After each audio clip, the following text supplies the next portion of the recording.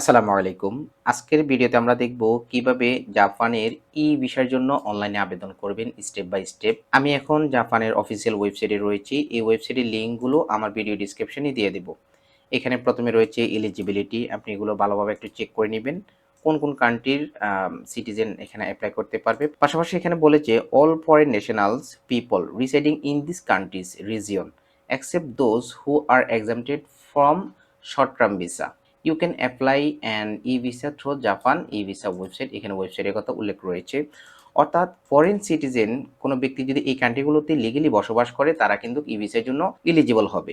ওকে, আমরা সরাসরি এই ওয়েবসাইটে চলে আসবো, একটু নিচে যাব। এখানে স্টেপটা দেওয়া রয়েছে। ফার্স্ট স্টেপে কী কাজ করতে হবে, প্রথমে আপনি অনলাইনে আবেদন করবেন, এরপর আপনার অ্যাপ্লিকেশনগুলো অনলাইনে এন্ট্রি হবে, দেন তারা ইমেলের মাধ্যমে আপনাকে একটা রেজাল্ট জানাবে। যদি ভিসাটা হয় তাহলে আপনাকে ভিসা ফিটা পে করতে হবে এবং সাথে সাথে আপনি ই ভিসাটা পেয়ে যাবেন। সো প্রথমে আমরা ১ নম্বর স্টেপে রয়েছি, আমরা এই লিঙ্কে ক্লিক করব। দেন এখান থেকে ন্যাশনালিটিটা দিয়ে দেব, আপনি কোন দেশের নাগরিক, ইউর প্লেস অফ রেসিডেন্ট, আপনি কোথায় বসবাস করেন। আমি সৌদি আরবিয়া বসবাস করি। এরপর স্টেট প্রভিন্স দিয়ে দেব। এখান থেকে এখানে অনেকগুলো রিজিয়ন রয়েছে। সো আপনি আপনার মতো করে যে লোকেশনে রয়েছেন তা সিলেক্ট করে দিবেন। এখানে অ্যাম্বাসিটা তারা সাজেস্ট করবে। ইউর পারপাস অফ ট্রাভেল, আপনি কেন ট্রাভেল করবেন, ট্যুরিজম, ডিটেলস দিয়ে দেব ট্যুরিজম। দেন ডিসপ্লে করব। ডান পাশে এখানে কি কি ডকুমেন্টস লাগবে তা সাজেস্ট করতেছে। আমাদের কি কি ডকুমেন্টস লাগবে, পাসপোর্ট কপি অ্যাড করতে হবে, একটা ফটো অ্যাড করতে হবে, travel itinerary air ticket booking, bank statement upload করতে হবে, ট্রাভেল প্ল্যানটা দিতে হবে। যদি কেউ স্পন্সর বা গ্যারান্টর হয় তাহলে সেই ডকুমেন্টসগুলো দিতে হবে। কেউ যদি স্পন্সর বা গ্যারান্টর হয় তার পাসপোর্টের অথবা আইডেন্টিফিকেশন কার্ড দিতে হবে, আপনার লিগেল রেসিডেন্সি কার্ড দিতে হবে, exit re-entry visa, parental concern দিতে হবে, লেটার অফ অথরাইজেশন দিতে হবে, এটা মাইনরদের জন্য প্রয়োজন। এখানে একটা চেকমার্ক করতে হবে, অনলাইন ভিসা অ্যাপ্লিকেশন পেজ, এখানে ক্লিক করব। এরপর আমাদেরকে এই ইন্টারফেসে আনবে, এখানে লগ ইন করতে বলবে, বাট আমাদের তো কোনো অ্যাকাউন্ট নেই। প্রথমে একটা অ্যাকাউন্ট রেজিস্টার করতে হবে। রেজিস্টার অ্যান্ড ইমেল অ্যাড্রেস, এখানে ক্লিক করব। একটা ভ্যালিড ইমেল আইডি দিয়ে দেব, ল্যাঙ্গুয়েজটা সিলেক্ট করে দেব ইংলিশ, ন্যাশনালিটি দিব বাংলাদেশ, কান্ট্রি অর রিজিয়নটা দিয়ে দেব Saudi Arabia, your place of resident এটা দিয়ে দেব রিয়াদ রিজিয়ন। চেক অপশানে ক্লিক করব। Check the new account registration, নিচে যাব, রেজিস্টার অপশানে ক্লিক করব। Completion of the temporary reception of new account registration, আমরা আমাদের ইমেলটা চেক করব। আমরা ঠিক এরকম একটা ইমেল পাবো। এখানে একটা ইউআরএল শেয়ার করা হয়েছে, এখানে ক্লিক করব। একটা পাসওয়ার্ড ক্রিয়েট করতে হবে। পাসওয়ার্ড ক্যাটাগরি এখানে দেওয়া রয়েছে। পাসওয়ার্ডটা সেকেন্ড টাইম এখানে লিখে দেব। রেজিস্টার অপশানে ক্লিক করব। রেজিস্ট্রেশন কমপ্লিট হয়ে যাবে। ব্যাক টু টপ পেজ, এখানে ক্লিক করব। আমাদেরকে আবারও এই ইন্টারফেসে নিয়ে আসবে। আমরা একটু নিচে যাব।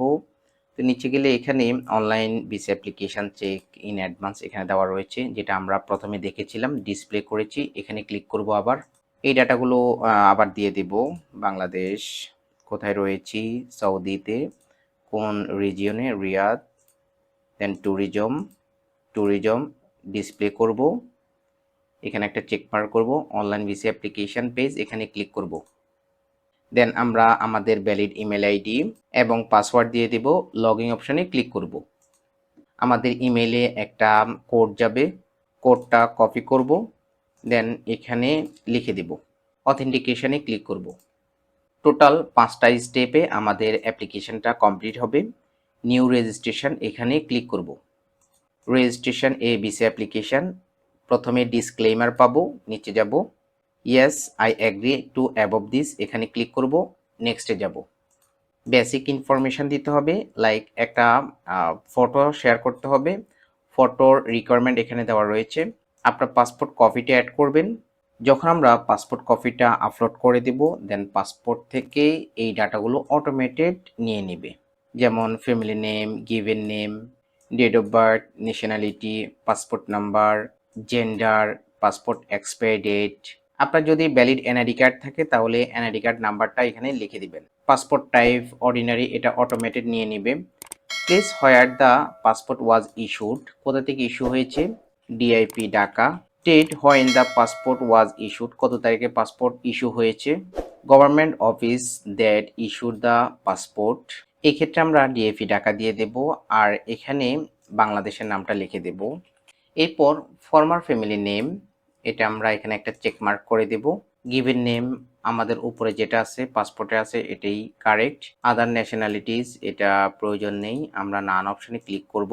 প্লেস অফ বার্থ কোথায় জন্ম হয়েছে পাসপোর্ট অনুসারে দিয়ে দেব। ম্যারিটাল স্ট্যাটাস সিঙ্গেল ম্যারিড অনেকগুলো অপশন রয়েছে, এক্ষেত্রে আমি সিঙ্গেল দেব।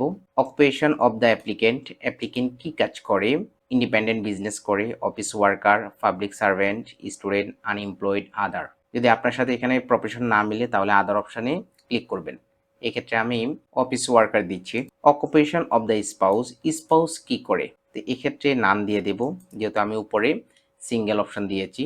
দেন নিচে যাব, পারপাস অফ ভিজিট দেওয়া থাকবে, এক্ষেত্রে আমরা ট্যুরিজমটা দিব। Details tourism, number of Times the visa is valid, এটা প্রথমে আমাদেরকে সিঙ্গেল দিবে। নেক্সটে যাব, ট্রাভেল ইনফরমেশন শেয়ার করতে হবে, কত তারিখে জাপানে যেতে চাচ্ছি, এই ক্ষেত্রে আমি জুলাইয়ের 1 তারিখ দিয়ে দেব। কত তারিখে জাপান থেকে ফেরত আসব, ডিপার্চার করব। Name of ship or airline, এয়ারলাইনের নেমটা লিখে দিব। Port of entry into Japan, জাপানের কোন এয়ারপোর্টটা ইউজ করে আমরা এন্ট্রি করব। অ্যাকোমোডেশন অর হোটেল নেম, আপনি যদি হোটেল বুকিং করে থাকেন তাহলে হোটেলের নামটা লিখে দিবেন। টেলিফোন নাম্বার অফ অ্যাকোমোডেশন, হোটেলের টেলিফোন নাম্বার দিয়ে দেব। নিচে অ্যাড্রেস অফ অ্যাকোমোডেশন, হোটেলের অ্যাড্রেসটা দিয়ে দেব। Total number of days stay in the last year, এক্ষেত্রে আমরা এখানে একটা চেক মার্ক করে দেব। নেক্সট অপশনে যাব, current address of the applicant, অ্যাপ্লিকেন্টের কারেন্ট অ্যাড্রেসটা দিয়ে দেব। কন্ট্যাক্ট ইনফরমেশন দিতে হবে, একটা ভ্যালিড ফোন নাম্বার দিব, মোবাইল নাম্বার যদি থাকে, একটা ভ্যালিড ইমেল আইডি দিতে হবে most important. Employer company school university, name of the employer, by the way আপনি যদি বিজনেস করেন তাহলে বিজনেসের নেম দিবেন, যদি জব করেন কোম্পানির নাম দিবেন, লেখাপড়া করলে স্কুল ইউনিভার্সিটির নেম দিবেন। যদি কোনো কিছুই না করেন তাহলে এখানে একটা চেক মার্ক করে দিবেন, অর্থাৎ আপনি এই ডাটাটা দিতে চাচ্ছেন না। Telephone number of the employer, সংশ্লিষ্ট বিজনেসের কোম্পানি অথবা ইউনিভার্সিটির টেলিফোন নাম্বার দিতে হবে, অ্যাড্রেসটা দিয়ে দিতে হবে। এক্ষেত্রে আমি এটাকে স্কিপ করতেছি, নেক্সট অপশানে চলে যাব। ব্যাকগ্রাউন্ড চেক আসবে। Special reason for visa application, আপনি মূলত কেন আবেদন করতেছেন, অর্থাৎ আপনার ট্রাভেল অ্যাক্টিভিটিসটাকে সামারি করে 300 ক্যারেক্টারের মধ্যে এখানে লিখে দিবেন। যদি আপনি এটা না দিতে চান তাহলে এখানে একটা চেক মার্ক করবেন। Has the applicant ever bin convicted of a crime or offence in any country, যে কোনো কান্ট্রিতে আপনি কোনো ক্রাইম বা অফেন্সের সাথে জড়িত ছিলেন কিনা, no. Has the applicant ever been sentence to, অর্থাৎ আপনি যে কোনো দেশে 1 বছরের বেশি সাজা প্রাপ্ত কিনা। Has the applicant ever bin deported or remove from Japan or any country, কোনো কান্ট্রি থেকে আপনি কি ডিপোর্ট বা রিমুভ হয়েছেন কিনা ওভার স্টের কারণে, অথবা আপনি ইমিগ্রেশন রুলস রেগুলেশন মানেন নাই, যদি এমন হয় তাহলে আপনি ইয়েস করে দিবেন। নর্মালি এগুলো আমাদের ইয়েস হয় না, নো করে দিতে হয়। ড্রাগ এখানে কিছু মাদকের কথা বলেছে, নো দেব।